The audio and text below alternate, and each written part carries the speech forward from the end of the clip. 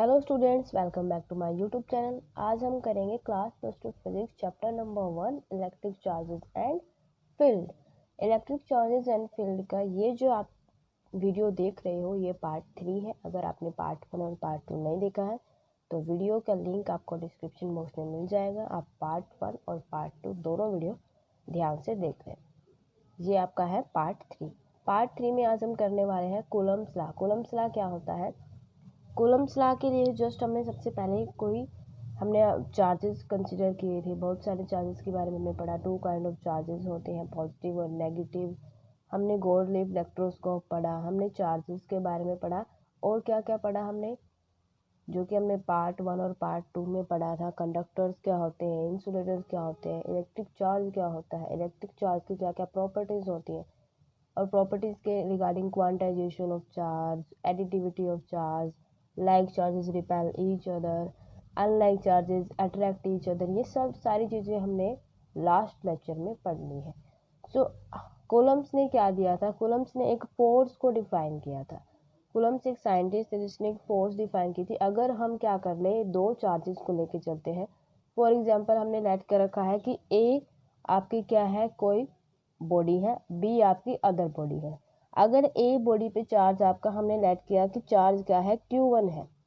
अगर दूसरी बॉडी पे चार्ज आपका Q2 है। कि अगर दो बॉडी पे चार्जेस डिस्ट्रीब्यूटेड हैं, दो बॉडी पर, एक बॉडी पर आपका चार्ज Q1 है, दूसरी बॉडी पर आपका चार्ज Q2 है, तो दोनों के बीच में फोर्स क्या होगी, ये किसने डिफाइन किया था? Coulomb's law.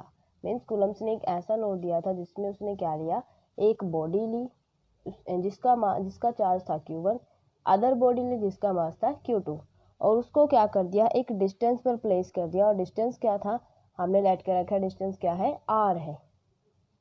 डिस्टेंस हमने क्या लेट किया है, R। तो उसने बोला कि फोर्स क्या होगी, जो फोर्स होगी इन दो चार्जेस के बीच में, वो कैसे हम डिफाइन करेंगे।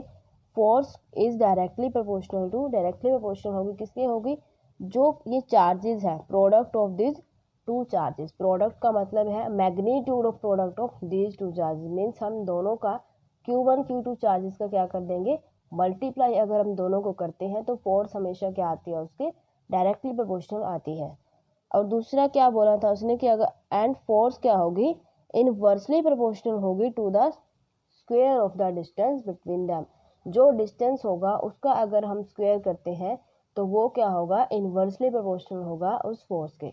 तो ध्यान से देखो बच्चों, फोर्स के लिए कूलम्ब्स ने क्या बोला था कि फोर्स क्या होती है, अगर हमें किसी दो चार्जेस के बीच में फोर्स फाइंड आउट करनी है तो वो क्या होगा, फोर्स इज डायरेक्टली प्रोपोर्शनल होगी किसके, magnitude of product of these two charges, that is Q1 and Q2। अब मैग्नीट्यूड क्या क्यों बोल रहे हैं, मैग्नीट्यूड का बहुत इंपॉर्टेंट फैक्टर है यहाँ पर। न्यूमेरिकल्स में आपको समझ में आएगा कि मैग्नीट्यूड क्यों ले रहे हैं यहाँ पे। मैग्नीट्यूड का मतलब क्या होता है कि अगर हम किसी फंक्शन को, लेट फंक्शन f है, उसके ऊपर अगर मैग्नीट्यूड लगा देते हैं, अगर उस फंक्शन की वैल्यू लेट कर ली कि हमने -2 है, लेकिन जैसे ही उस फंक्शन को हम मैग्नीट्यूड में रखते हैं तो आपकी वैल्यू क्या हो जाती है, पॉजिटिव हो जाती है। तो Q1 Q2 भी अगर चार्ज आपके पास माइनस में गिवन हो तो लेकिन Q1 Q2 क्या बन जाते हैं, यहाँ पर मैग्नीट्यूड होने की वजह से ये क्या बन जाते हैं, यहाँ पे पॉजिटिव हो जाते हैं। तो इस मैग्नीट्यूड का फैक्टर आपको लर्न होना चाहिए, ये न्यूमेरिकल्स के लिए काफ़ी ज़्यादा इंपॉर्टेंट है। तो फोर्स उसने क्या बोला था कि फोर्स आपकी डायरेक्टली प्रोपोर्शनल होगी किसके, Q1 Q2, that is product of two charges, and is inversely proportional to square of the distance between them, कि इनके बीच में जो भी डिस्टेंस है उसका क्या कर देना है, स्क्वायर कर देना है, तो वो आपस में क्या होंगे, इनवर्सली प्रोपोर्शनल होंगे। अब इसके बाद फोर्स को हम यहाँ पे अगर हम दोनों इक्वेशन को, इक्वेशन नंबर फर्स्ट हम लेट कर लेते हैं और इसको ही लेट कर लेते हैं इक्वेशन नंबर सेकंड। अगर इन दोनों को कंबाइन करते हैं, combining equation number first and second, अगर दोनों को कंबाइन करके लिखते हैं तो हमें क्या मिलता है, we get force is directly proportional to Q1 Q2 and inversely proportional to R square, that is हमें क्या मिलेगा, F is directly proportional Q1 Q2 divide by R square. अब ये प्रोपोर्शनलिटी कांस्टेंट जब हम हटाते हैं तो हमारे पास कोई ना कोई कांस्टेंट वैल्यू आती है। तो क्या होगी वो कांस्टेंट वैल्यू, वो होगी के आपका क्या है, कोई कांस्टेंट है। के क्या होता है आपके पास, K is the proportionality constant.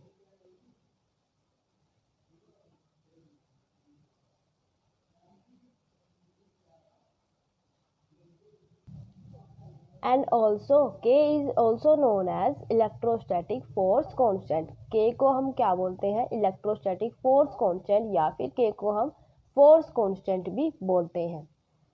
अब आपको क्या मिल गया, एक फोर्स मिल गई जो कि क्या है, is equal to K Q1 Q2 divided by R square. तो ये आपका क्या बन गया है, कूलम्स लॉ का फॉर्मूला बन गया है अकॉर्डिंग टू फोर्स। तो देखो अगर हम इसे, इसकी डेफिनेशन हमें लिखनी हो कूलम्स लॉ की, तो हम कैसे लिखेंगे। So what is the definition, according to Coulomb's law the force of interaction between 2 point charges. अगर हम 2 पॉइंट चार्जेस लेके चलते हैं, किसी body A and B body के 2 पॉइंट चार्जेस लेके चलते हैं, तो वो क्या फोर्स क्या होगी, is directly proportional to magnitude of product of two charges and is inversely proportional to the square of the distance between them. So ये आपकी क्या है, कूलम्स लॉ की डेफिनेशन है। अब आपके पास कूलम्स लॉ का फॉर्मूला क्या है, F is equal to K Q1 Q2 divide by are square. अब के की वैल्यू क्या होती है, 1/4 पाई एप्सिलॉन नोट।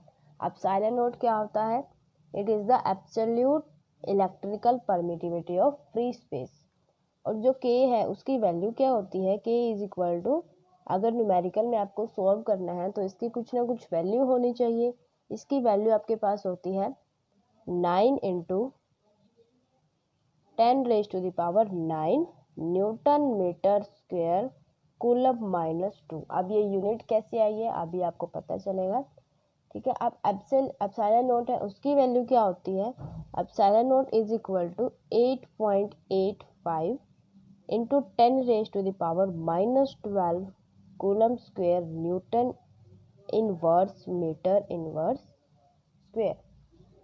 अब देखो यहाँ पर एप्सिलॉन नोट की वैल्यू कैसे आई है। अब एक वैल्यू आप लर्न कर लो, या दोनों अगर आप कर सकते हो तो काफ़ी अच्छी बात है। अगर आपको के की वैल्यू मीन सिंपल सी वैल्यू है 9 into 10⁻⁹ newton metre square coulomb inverse 2। आपको अगर के की वैल्यू लर्न है तो आप एप्सिलॉन नोट निकाल सकते हो। कैसे, K is equal to 1/4 pi epsilon naught. आपको एप्सिलॉन नोट निकालना है, एप्सिलॉन नोट उधर लेके जाओ, epsilon naught is equal to 1/4 pi K की वैल्यू आपको पता है 4 इंटू, यहाँ पे पाई की वैल्यू आपको रखनी है 3.14 मल्टीप्लाई बाई के की वैल्यू 9 इंटू 10⁻⁹। जैसे ही आप इसे सॉल्व करोगे आपका आंसर आएगा 8.85 इंटू 10⁻⁻12। सो एप्सिलॉन नोट की वैल्यू आप यहाँ से भी फाइंड आउट कर सकते हो। अब यहाँ पर आपको एक चीज़ दिखाई दे रही होगी क्या, कि जो के की वैल्यू है, के की जो यूनिट है आपकी newton metre square coulomb inverse -2, और एप्सिलॉन नोट की वैल्यू आप देखोगे यूनिट की वैल्यू बिल्कुल अपोजिट है। ये कूलम यहाँ पे -2 है, यहाँ पे +2 है, न्यूटन यहाँ पे आपका +1 है, यहाँ पर -1 है, मीटर आपका -2 है, यहाँ पर +2 है। वो कैसे हैं, बिकॉज के आपका क्या है 1/4 पाई एप्सिलॉन नोट, मीन्स कि आपका क्या है inversely proportional to the epsilon naught. Means अगर जो वैल्यू जो यूनिट इसकी होगी वो यूनिट आपकी बिल्कुल इसके अपोजिट होगी, because this is the inversely proportional to each other. Now we find the units of K and epsilon naught. आप किसी एक की यूनिट्स फाइंड आउट करो, आपको दोनों की यूनिट्स कैसे, एक की यूनिट कैसे मिल जाएगी, 1/this terms. So in this F is equal to K Q1 Q2 divide by are square. मैं यहाँ पर के की यूनिट आपको फाइंड आउट करके दिखा रही हूँ, जिससे कि आप एप्सिलॉन नोट की वैल्यू इजीली निकाल सकते हो by using this K is inversely proportional to epsilon naught. Now आपको पता है के की वैल्यू में फाइंड आउट करनी है, तो के को यहाँ पर रखो एज इट इज, बाकी सारी टर्म्स उधर चले जाएंगे। F is in multiply by R square divided by Q1 into Q2। Now force आपके पास क्या है, फोर्स की जो यूनिट है वो क्या होती है, हम किसकी यूनिट निकाल रहे हैं, यहाँ पर हम यूनिट निकाल रहे हैं के की यूनिट हम यहाँ पे निकाल रहे हैं। तो फोर्स की यूनिट क्या होती है, ऐसा यूनिट न्यूटन। आर को हम किस में मेजर करते हैं, डिस्टेंस है मीटर में मेजर करते हैं ऐसा unit, so metre square divided by जो चार्ज है उसकी बेसिक यूनिट क्या होती है, कूलम। यहाँ पे 2 चार्ज गिवन है तो यहाँ पे कूलम इंटू कूलम, सो ये क्या बन जाएगा, न्यूटन मीटर स्क्वेयर कूलम -2। सो ये आपकी यूनिट आ गई है के की, जो कि आप यहाँ से चेक कर सकते हो, बिल्कुल सेम आई है। अगर आपको के की यूनिट मिल गई है देन आप फाइंड आउट कर सकते हो एप्सिलॉन नॉट की unit by using this formula, K is inversely proportional to 1/एप्सिलॉन नॉट। सो के की यूनिट आपको मिल गई है, that is newton metre square coulomb -2 is equal to 1/एप्सिलॉन नॉट। एप्सिलॉन नॉट उधर and this terms is, so epsilon naught is equal to 1 newton metre square coulomb -2। जैसे इसे सॉल्व करेंगे ये सारी टर्म्स ऊपर नेगेटिव में, negative n-1 metre -2 and coulomb negative, this become positive. So epsilon naught की unit आपके पास क्या आई है, newton inverse metre inverse square and coulomb square. In CGS system K is equal to 1, so force is equal to Q1 Q2 divided by R square। सो आज के इस video में हमने क्या क्या पढ़ा, कूलम्स लॉ के बारे में पढ़ा। कूलम्स लॉ क्या होता है, जस्ट एक बार रिकैप ले लेते हैं।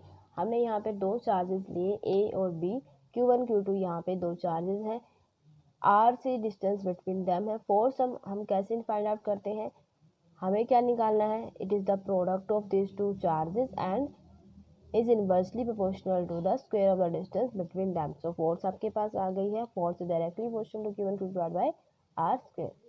प्रोपेशनलिटी कांस्टेंट हटाने के लिए, प्रोपेशनलिटी साइन हटाने के लिए हमें कांस्टेंट की जरूरत पड़ती है जो कि के है, जो कि हमने यहाँ पे लिख दिया है। सो के आपका क्या है, फोर्स कांस्टेंट या फिर इलेक्ट्रोस्टैटिक फोर्स कांस्टेंट। इसी के रिगार्डिंग हम यहाँ पे कूलम्स लॉ की डेफिनेशन रख देंगे। उसके बाद के की जो वैल्यू होती है वो किसके इक्वल होती है, 1/4 pi epsilon naught. Epsilon not क्या होती है, परमिटिविटी ऑफ फ्री स्पेस। और के की वैल्यू क्या होती है, यहाँ पर 9 × 10⁹ newton metre square coulomb inverse square.